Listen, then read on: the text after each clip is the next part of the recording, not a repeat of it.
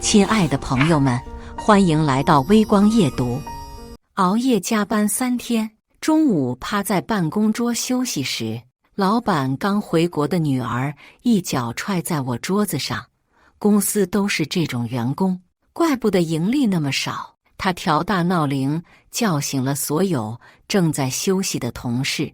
以后公司取消午休1个半小时，只给你们10分钟吃饭。还有，每周你们要在公司义务加班5天。如果下个月盈利没有翻3倍，你们就全部滚蛋吧。我笑了，裁员裁到大动脉，脑子是个好东西，可惜他没有。接下来开始我们本期故事，记得点击订阅并开启小铃铛。听到老板女儿这样说，所有人都窃窃私语，表达自己的不满。人事张姐也走到她身边，小声说道：“谢小姐，这不符合规定，而且这可是技术部门，我们公司的核心啊。”还指着我说：“就像刘晓，可是我们花高薪聘请过来的人才，我们还是通知下老板吧。”谢云呸了一声，用鄙夷的眼神上下打量我，就他还高薪人才，穿得花枝招展的，一看就是会勾引人的。不用通知老板，现在这里我说了算，立刻执行。这样的霸王条款我自然不能答应，而且我平时工作已经很累了，穿好点至少能愉悦自己。轮到他说3到4，但有不少人已经坐直身体开始工作，毕竟这年头工作不好找，那我自然也开始忙碌。谢云见大家都起来工作，高傲地抬起头，然而我却是直接给甲方打电话，电话响了1分多钟才接，对面很明显也在午休，声音很不耐烦：“有什么事？”我笑道：“刘经理，那个方案你审核下，没问题，我们才能开始下一步啊。”“好，午休完再说。”刘经理挂断了我的电话，我又打了过去，刘经理直接提高了音量：“都说了午休之后审核，你们不休息的吗？”我耸了耸肩：“不好意思，刘经理，我们老板女儿刚取消了我们午休的时间，之后这个点可能会经常麻烦您要不适应一下。”刘经理听完后一整个大破防：“什么？以后天天这样？真是要人命呢！”为了敲定这个方案，我们和刘经理团队熬了整整3个大夜，就算是铁打的身体也累垮了。刘经理在电话里直接破口大骂，我也打开免提：“我们是甲方，有你们这么为难甲方爸爸的吗？还有你们老板女儿也是有病，我要找你们老板聊。”谢云被刘经理说的脸气得通红，但那可是甲方，他也只能憋着，指着我一通骂：“你就不能先干其他工作吗？”我无奈地摊开双手：“只有方案审核过了，我们才能进行下一步啊，对不对？”听我们这么一吆喝，所有人都附和我，只有刘经理那边没问题，我们才能开工。“是啊，要不我再给刘经理打个电话吧。”谢云气得手攥得死死的，但也只能出声制止。下一秒，他的电话就响了，里面传来老板尖锐的报名声：“谢云，你在搞什么？刘经理可是我们的大客户，千万不能得罪。”谢云尴尬地捂着手机跑到办公室里接电话，大家都对我竖起大拇指。我可是老板找 HR 谈了1个月才挖过来的高薪人才，而且我还带来不少技术人员。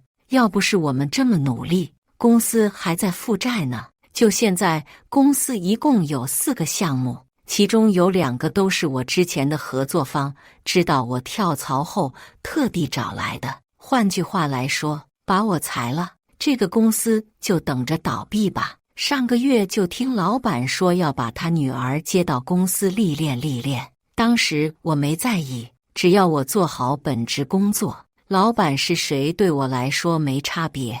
可第2天，谢云就加入了公司群，一进群里就开始对我们吆五喝六的，还要求我们叫他大小姐。我们在群里商量工作上的事情，他一定要出来插一嘴，说我们工作能力不行，就这点小事都解决不了，还在那边瞎说一通。他说的那些根本驴唇不对马嘴，因为他学的专业是销售，哪懂技术，还说等他回国的时候要好好整顿下我们，要让我们见识一下什么叫00后整顿职场。群里没人敢说话，只有我会对他。我估计他当时就怀恨在心了，这不第一天到任就想给我一个下马威。不过我是好欺负的。谢云接完老板电话后，整个人脸色都不好看，黑着脸走到我们面前说：“先休息，午休后再找刘经理。”大家都憋着不敢笑出来，毕竟是老板女儿，面子还是要给的。谢云经过我身边的时候，恶狠狠地瞪了我一眼，意思很明显，就是让我等着。果然到了下午上班时间，所有人就收到了谢云发的新规定。新规定的内容：一、每人每周必须义务加班到晚上12点，如果违规罚款500元。二、每人每天需要上交工作日报，必须写满1000字，少一个字就罚款5元。三、每人每月必须做满5个项目，做不到立刻开除。四、每人上厕所时间不得超过10分钟，否则罚款500元。五、下个月盈利翻不了3倍，技术部全体裁掉。办公室里大家都在抱怨。忽然小张肚子疼痛，快速地跑进了厕所。15分钟后，就听到了小张在群里呼救：“快救救我！厕所门打不开了。”我们赶过去才发现厕所背上了定时锁，通过人脸识别开锁，超过10分钟将自动落锁，必须交罚款，不交里面的人出不来，外面的人也进不去。这可把我们气着了。我们一致同意让小张不要出来，大不了我们去办公室外面的公共厕所。突然，谢云在群里又发了一条：长时间离开工位超过30分钟视为旷工，扣除当月绩效以及1半的工资。这可把小张急死了，他家孩子才2岁，正是要钱的时候呢。不顾我的劝阻，就要掏出手机交罚款。眼看时间1分1秒的过去，谢云在群里开始通报：技术部全体成员离开工位已超过20分钟，只要超过30分钟就视为旷工。还艾特了人事张姐，之后你每10分钟去技术部门核查一下。就在我们所有人气得牙痒痒的时候，销售部的2个新人进厕所的时候，人脸识别发出声音，识别是销售部成员，没有上厕所时间限制。大家都懵了，刚好有几个尿急的，不管3721就想蹭所进去，但被那2个新人给拦住了。大家不服，拉着他们理论，没想到他们嘲讽道：“谢小姐说了，我们销售部才是公司的核心，所以不受任何限制。”我彻底炸了，反手就把谢云发的规定发到了网上，配文：“太好了，是催命规定，大家快来我们公司上班啊！”我毕业于国内最出名的华清大学，在校期间就拿过不少编程奖项，还没毕业就被各个公司抢着要。毕业后的6年，我在外面的大公司工作，积累了不少经验。但这种大公司就是太卷了，还不断有新人来，所以我做了个大胆的决定，回家发展。回家那天，我开通了社交账户，开始记录自己的生活，并且在网上免费教大家一些简单的编程。这1年来，也有100多万粉丝了。所以我这刚发上网就被不少人关注到，半个小时后就被我的粉丝顶到了热搜上，大家都开始对这个规定指指点点。牛马的命也是命啊，这种公司我看迟早倒闭。这个老板的女儿也是脑子有病的，去死吧！大家纷纷到我们公司的官网留言辱骂，此刻网站已经被骂崩了。跟我们之前有过合作的商户网站下面也都被不少网友留言：牛马血汗造起来的东西好用吗？吓得商户紧急下架了这系列的产品。还有原本要跟我们续合同的甲方，此刻也发了声明，会暂停跟我们的合作。而且老板一直都想让公司上市，可公司上市可是要口碑的。现在我们网站上一条好评没有，全是差评。我看着不断上升的热度，露出满意的微笑。再仔细听，谢云的办公室里发出了痛苦的哀嚎声。原来是很多记者打电话过来采访他，以谢云的性格，自然是劈头盖脸的骂回去。不过就是几个臭打工的而已，不想上班就给我滚。他这哪里是在说我们技术部，他这是在骂所有打工人啊！我躲在门外，把这句话录下，再次发到了网上。这下热度更高了，因为扫射群体变得更大了。原本还在看戏的网友彻底不淡定了，不是，我就是上个网还要被骂。各位跟着我冲了这个狗资本家的女儿，现在可是信息化时代，网友随意一扒就把谢云的所有底细都扒出来，还爆出谢云在国外留学时到处乱搞，几乎一周一个男友。还有人找到了谢云参加派对时跟几个大汉热舞的视频。除此外，还爆出他在国外校园霸凌进过警察局，是老板花了钱才把他给保释了出来。这下网上对他的谩骂更凶了。这还不是最糟的，竟然有人道出谢云是老板出轨生下的孩子。这下网上彻底炸开了。原本只是骂谢云的，现在连带着老板一起骂。谢云是有社交账号的，原本是用来炫富和发布他美照的，现在被网友给攻占了。没一会，老板就来到了办公室，他把谢云骂了个狗血淋头，足足骂了1个小时。快下班了，人事张姐才通知我们技术部门去会议室开紧急会议。谢云耷拉着脸坐在一旁，老板看见我，立刻迎了上来：“刘晓啊，有什么问题我们私下解决，干嘛要闹到网上呢？”我招呼着大家坐下，一本正经地对他说道：“我是组长，我是要对我们组员负责的。而且当初您招我过来的时候，可是给了我绝对的自由。当初老板为了把我招进公司，给了我3倍工资，而且还准许我不用考勤上班。但我为了公平，依然以身作则，按时上下班打卡。”老板推了推眼镜，掩饰尴尬：“确实是我女儿做的不对，所以这不是开会来解决了吗？这样，你说个解决方案。”说实话，我们手里的项目实在很紧，根本没时间跟谢云搞这些乱七八糟的。最后我们一商量，提出一个解决方法。首先，谢云提出的那些规定必须废除，其次，他必须向我们所有人道歉。除此外，公司要提前发放这次项目的奖金。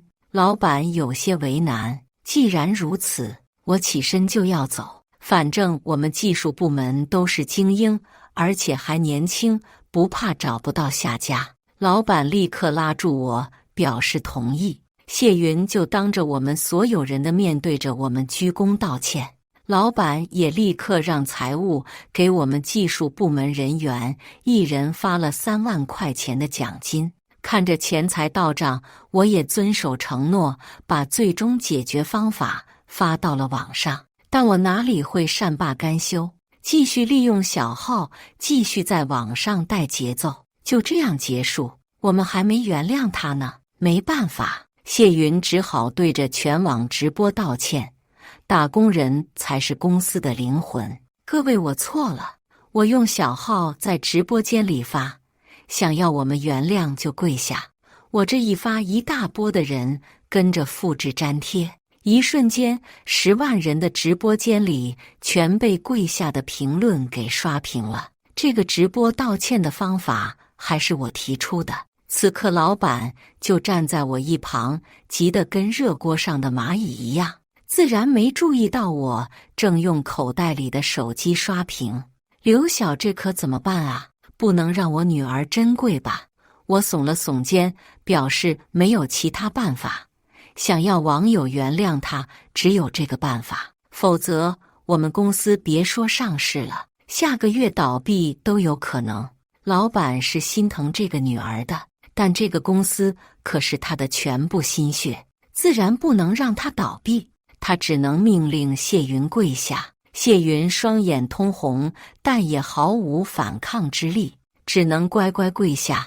对不起各位，我错了。他这个视频被全网转载，甚至被做成了鬼畜视频，传的大街小巷都是。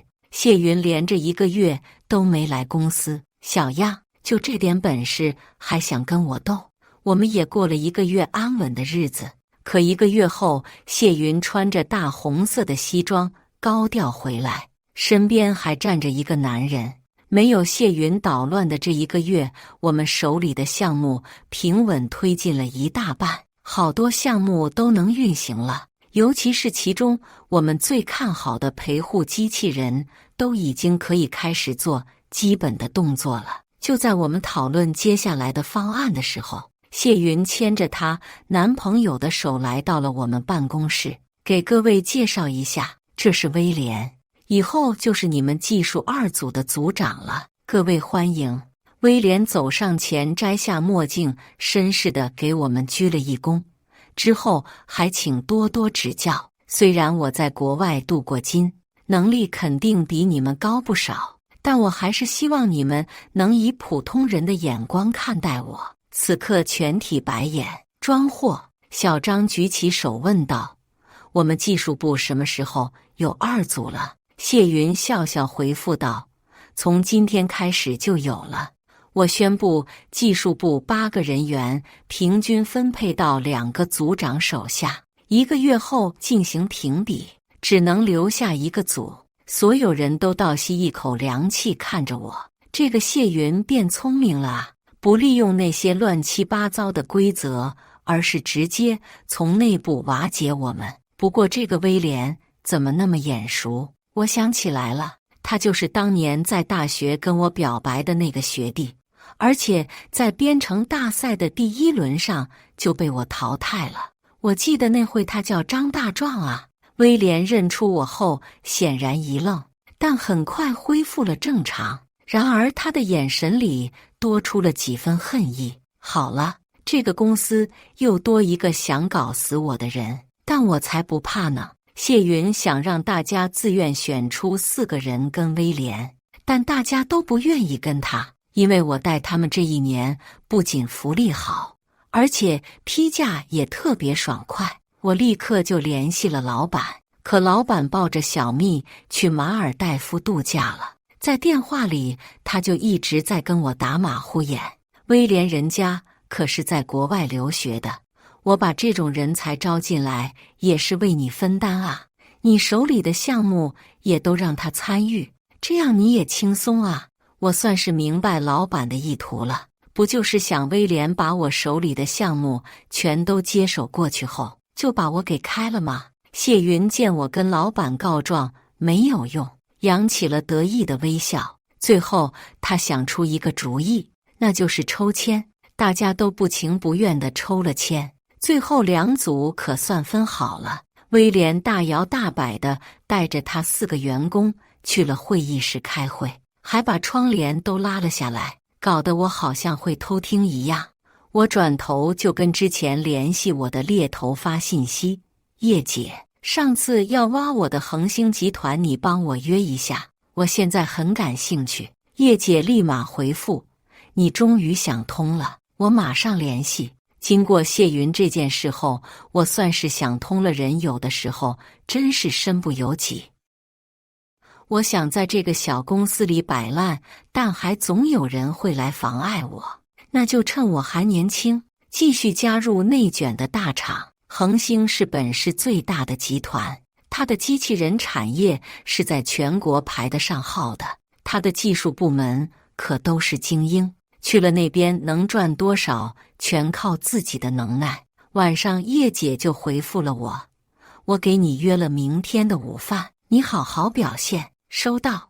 我跟恒星集团经理聊得特别愉快，他答应要是我过去给我的待遇会比现在还要高1倍。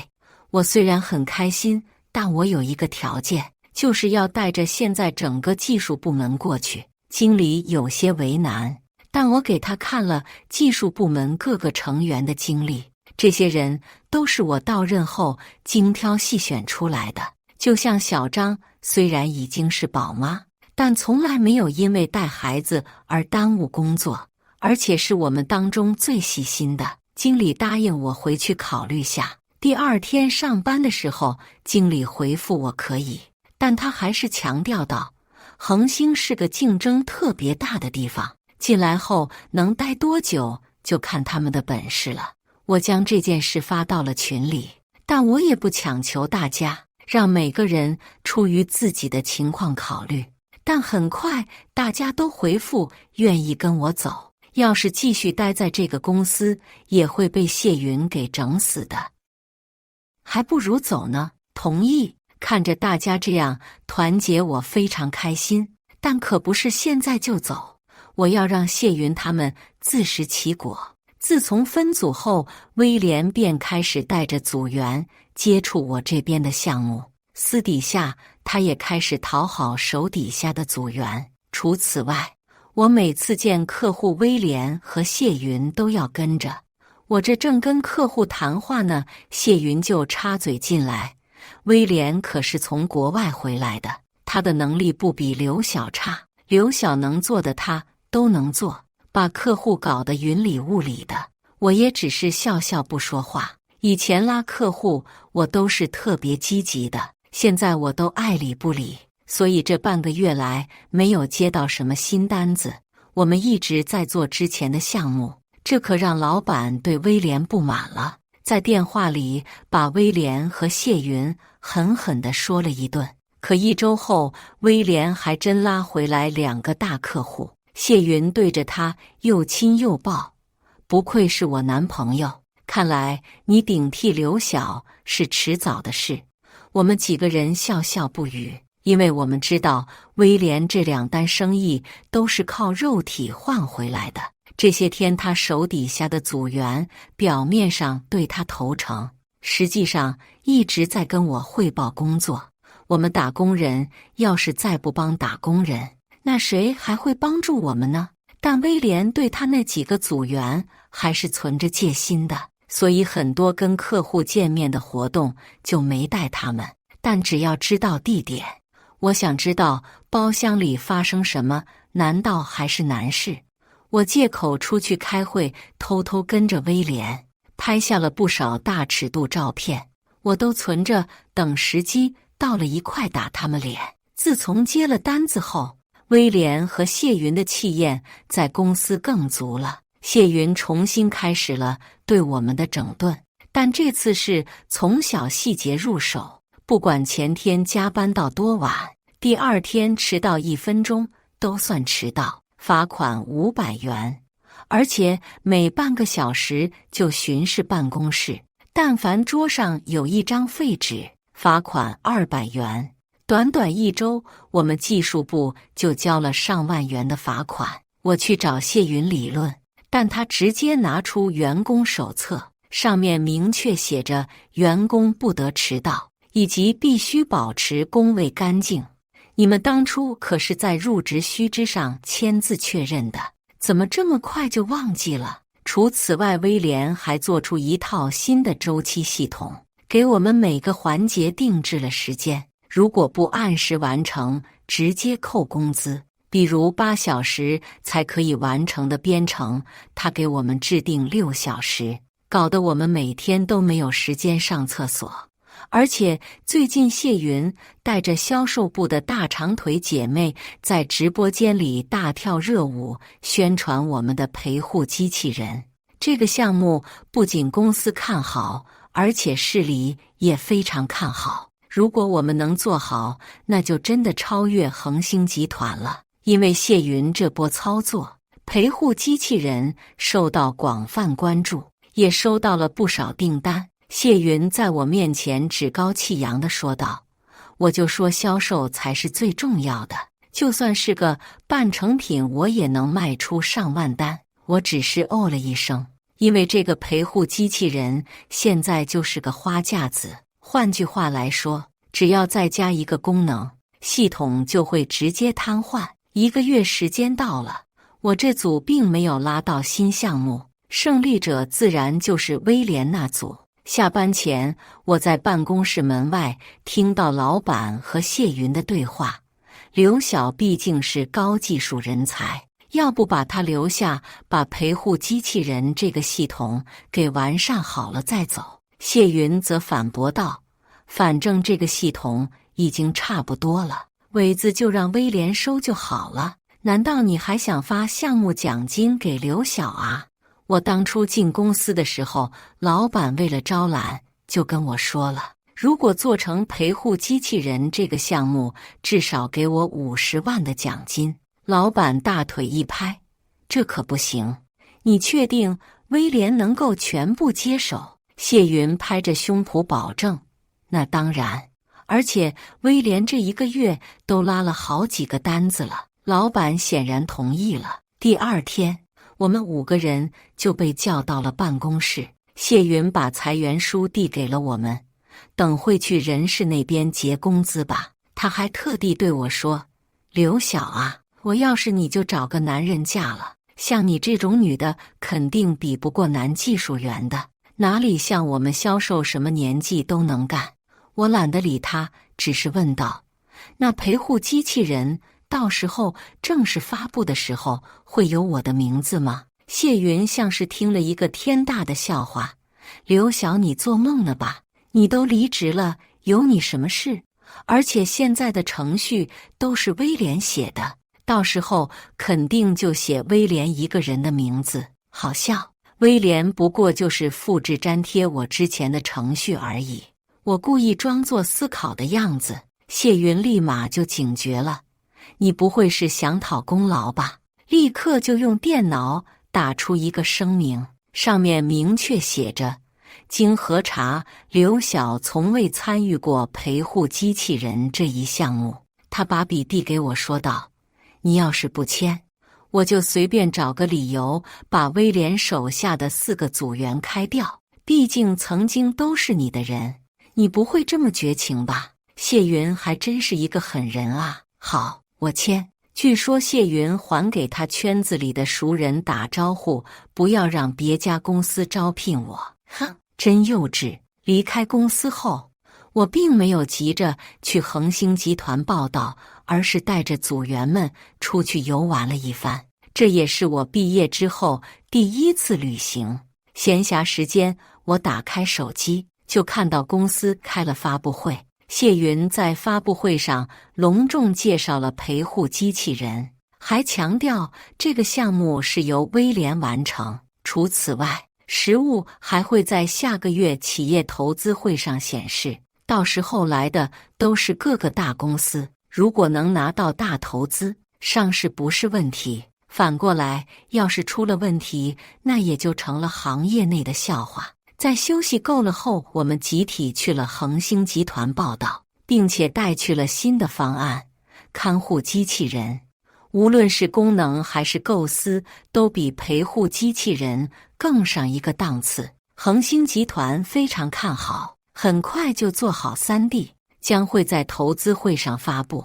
投资会当天，我正和组员参观其他公司的展品，就看到谢云挽着威廉的手快步走过来，脸上全是讥讽：“怎么，想趁这个机会投简历找工作吗？别想了，就你这样顶撞上司不服管教的员工是没人会要的。”威廉也附和道：“刘晓，这次我一定赢你。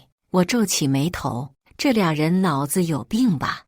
我懒得跟他们废话，掉头就走。刚走2步，就看见几个著名投资人，我立马拿着介绍书走过去，却被谢云抢了个先。李总，我们的陪护机器人项目已经进行很久了，而且现在预订单都已经超10万了。李总显然对这个项目非常感兴趣，立马就让谢云带头去他们那边的展台。谢云对机器人的外观做了改造，颜色非常亮眼，但可惜就是个绣花枕头。李总看了屏幕上的 PPT 都情不自禁地鼓起掌来。这款机器人非常具有投资价值，只要你能实现 PPT 上展示的这些，我相信在国外也能占据很大一部分市场。谢云趁热打铁，让李总亲自坐在椅子上感受一下。我连忙一个冲刺上去阻止，我拉住李总说道：毕竟这还没完全成功，要不您还是别试了吧。我当然要阻止了，要是李总等会出了什么意外，还能看我们的计划书吗？谢云和威廉见我这样说，气不打一处来。刘晓，你是有病吧？大不了我亲自试。谢云直接解开安全绳，坐在了椅子上。随着机器人启动，立马就吸引了整个投资会的人前来围观。老板在人群中十分自豪，不断地发名片。先是进行了简单的倒水动作，非常顺利的完成，大家都鼓起掌来。随后进行第2个动作盛饭，也顺利的完成。可到第3个动作按摩的时候，机器人卡住了。威廉立马上去查看，但此刻几百双眼睛盯着威廉，急得额头上直冒汗。眼看大家耐心耗去要离开的时候，机器人终于动了起来，但看起来没有刚才那么温顺。2个机械手开始胡乱挥舞，先用左手围住谢云的脖子，随后用右手不断地敲打谢云，根本没有对准地方，完全是乱敲。不过2下，谢云的头上就流出2行鲜血，谢云被勒得根本喘不过来气，瞪大着双眼呼救，但椅子上的安全绳自动上锁，怎么拉都拉不开，只能等30分钟的按摩程序结束才能松开。眼看着谢云都快翻白眼了，威廉立刻去拔了电源，但他忘了机器人自带备用电源。谢云被打得鲜血直流，头发也被抓下一大把，看起来十分恐怖。这哪里是陪护机器人啊，这妥妥就是个杀人机器。最后是威廉几个大男人联合起来把机器人给拆了，才让它停下来。现场的人纷纷都拿手机出来直播这一场面，此刻已经被顶上了热搜第1条。现场所有的老总都皱起眉头，李总也怒斥道：没做好的东西你们怎么能拿出来？幸亏我没坐上去。转过头来握着我的手对我一通感谢，谢谢你啊，姑娘。我拍拍胸脯，小事，我当然早就料到了，我早就在程序里放了好几个 bug， 单个动作实现没有任何问题，但一旦连起来就会出现卡顿。偏偏这个威廉为了赶时间，让机器人在投资会上展示出来，所以在我本有的程序上疯狂加代码。他所谓的写程序，其实就是把我之前的程序不断复制，然后再改动作。就这样 bug 加 bug， 系统自然承受不住崩塌了。刚还在跟别人吹牛的老板，此刻脸气得通红。旁边的竞争对手还凑过来嘲讽：谢总，这就是你家王牌项目？我看也不行啊。老板气得吼道：威廉，怎么回事？你不是说已经完成一大半了吗？威廉立刻弯腰上前解释：我不知道呀，之前我们实验的时候是没问题的，而且运行了很长时间的。这时，我事先安排的人员在人群里大喊道：实验那么多次还出现问题，你们之前的设计不会也会出现这种问题吧？这时，不仅现场的人炸了，网友也不淡定了。完了，我也买过他家产品，不会直接炸了吧？各位赶快检查一下吧，别出现问题了。现场和公司有合作的老总都直接过来跟老板说，你们如果不拿出之前产品合格的报告，我们不会再跟你们合作的。老板这下彻底慌了，连忙跟所有人保证，我们之前的产品绝对不会有问题，这次都是这个威廉的问题，是他写的程序。威廉也被吓懵了。我早就调查过威廉在国外的经历，他虽然真的在大公司上过班，但干的都是简单的收尾动作，大程序是一个都没写过。他花了大精力才傍上谢云想出人头地的，可老板这句话直接断送了威廉在行业内的前途啊！威廉急得满头大汗，一直向所有人狡辩道：我只是收尾而已，前面的程序全是刘晓写的。我这几年来在业内已经打响了名声，大家都表示不相信。我记得刘晓是非常仔细的人，他不可能犯这种错误的。谢云也终于缓了过来，捂着头上还在流血的伤口，指着我说道：就是他写的，他这是在报复我开掉他。现在大家把目光和镜头都对准我，我丝毫不慌地从包里拿出离职签的说明。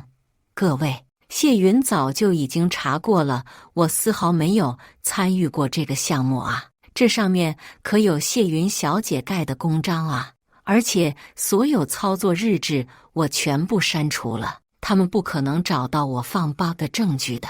谢云彻底疯了，死死咬住就是我搞的鬼。我高声说道：我被你们开了，现在还要给你们背锅，你们也太不把我们打工人看作人了吧！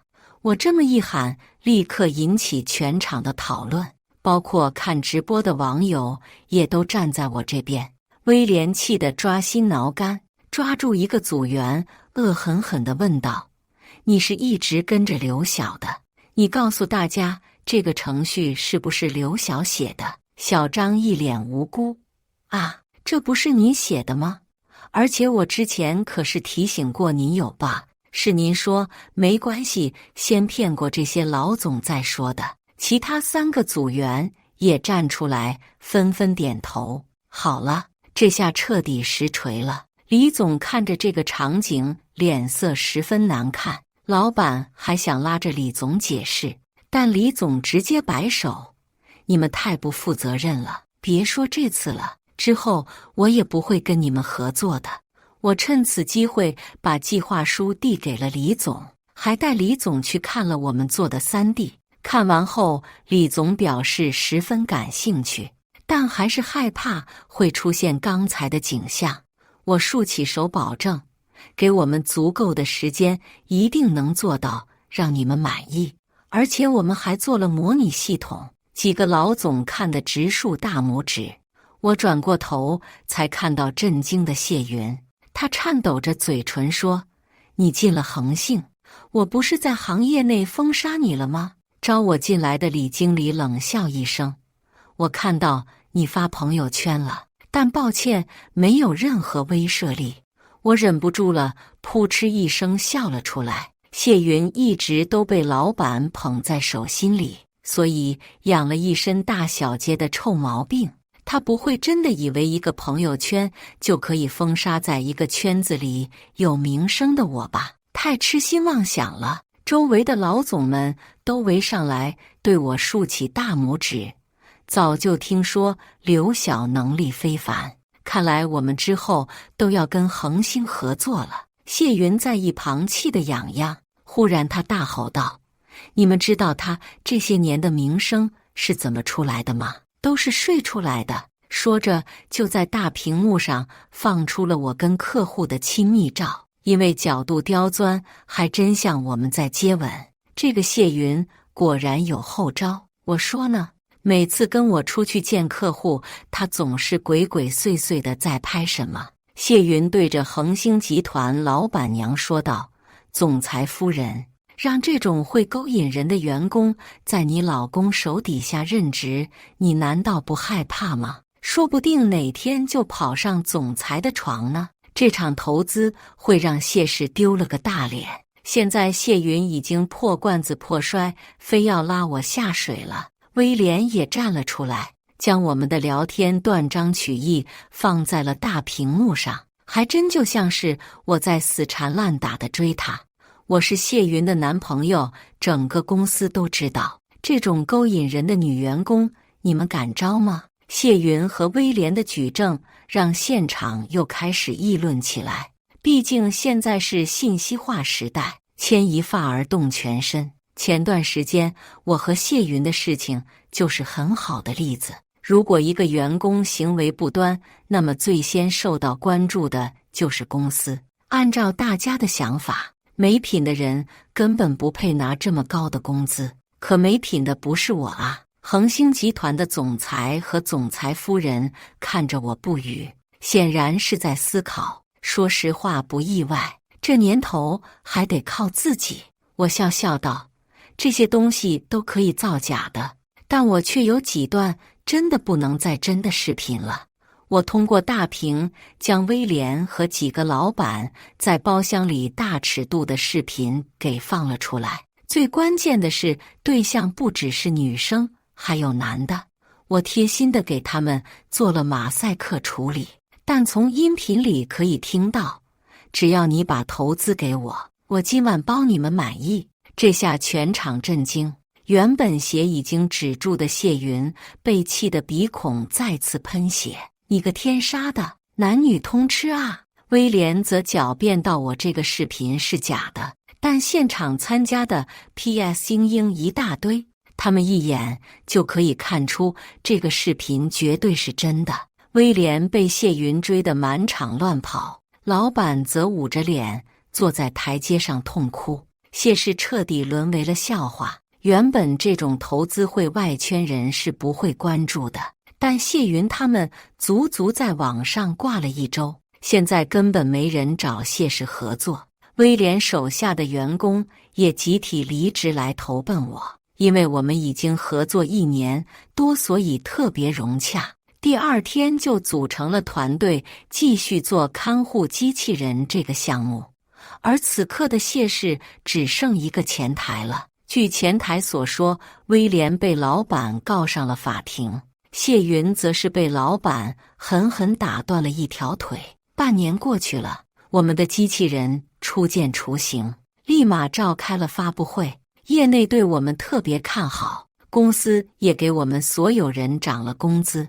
但一天我在上班路上遇到了老板以及拄着拐杖的谢云。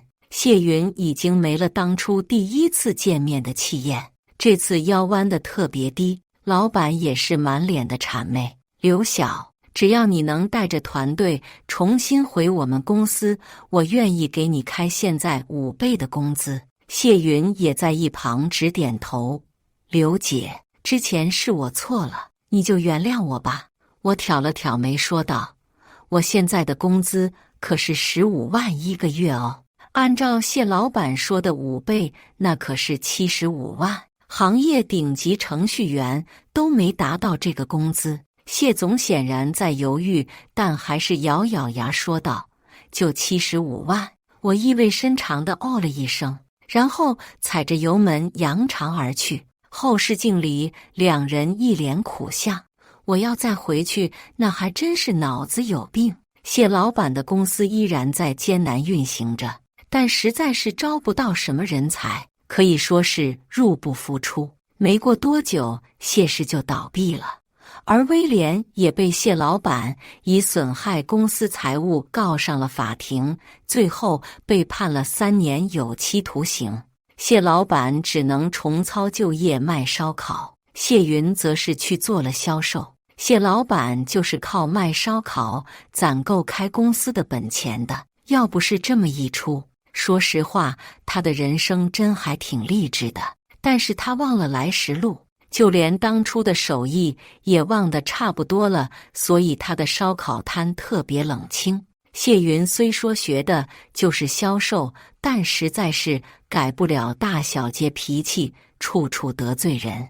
为了开单，他剑走偏锋，去勾引大老板，结果被人家夫人直接打到他半身不遂。然而谢老板为了钱签下了和解书，并没有把打他的人告上法庭。随后谢老板认为谢云是累赘，直接卷钱跑路了。谢云只能躺在医院里等死了。3年后，已经我坐上了技术部门部长的位置。